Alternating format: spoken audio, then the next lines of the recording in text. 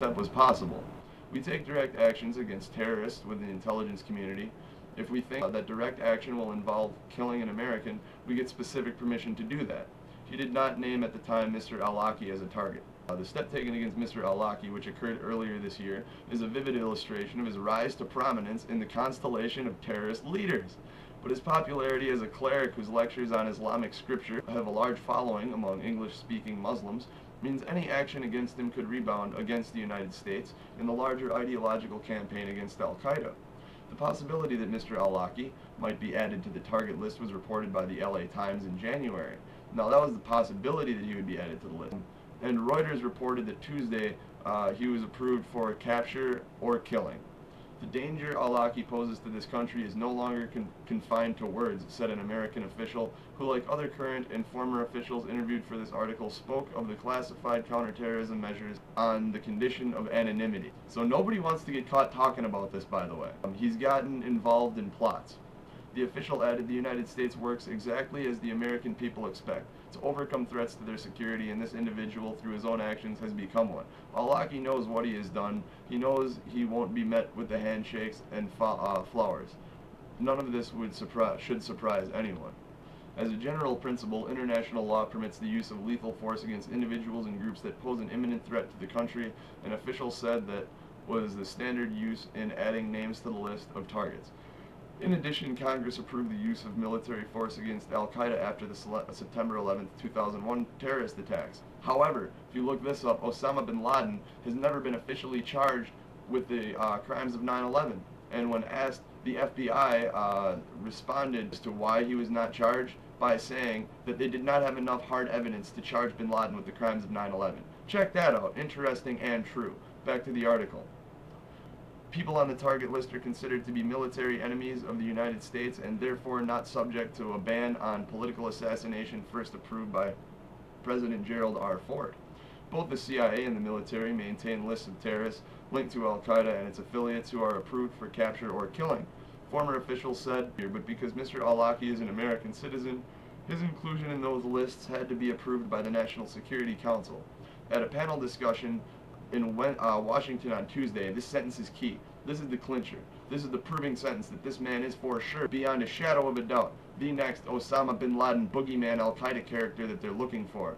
Closing sentence of the New York Times article, keeping in mind that the New York Times calls itself the paper of record.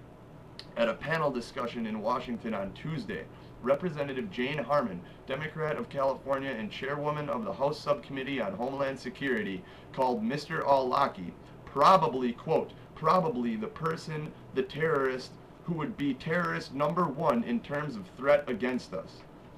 Bam! There you have it. He is the new Osama bin Laden. Keep watching the news. Keep Googling the name Anwar al-Awlaki. Keep up on this man.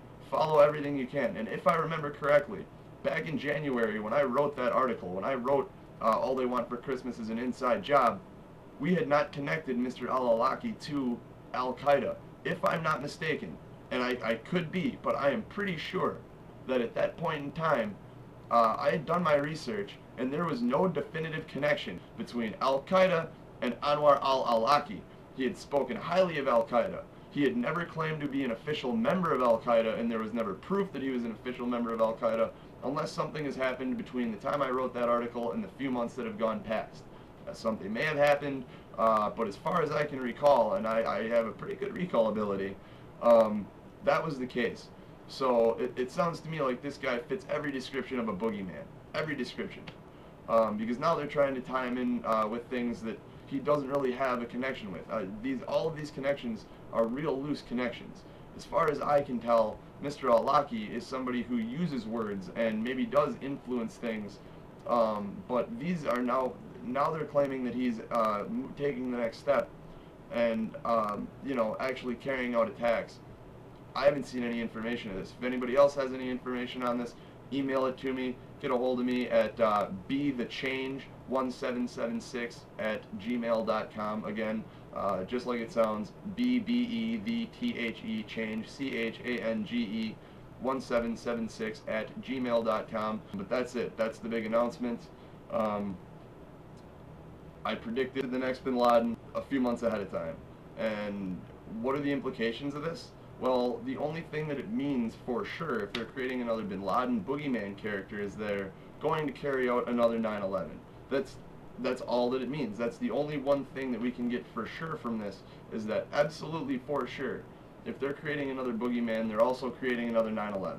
So there's another 9/11 coming. It could be this year, it could be next year. I don't know when it's coming. I don't have a date for you. Being a sequel to 9/11, it could happen on 9/11 this year. It could happen on the 10th anniversary of 9/11. It could happen on 9/12 or 9/22. We know they're into numerology.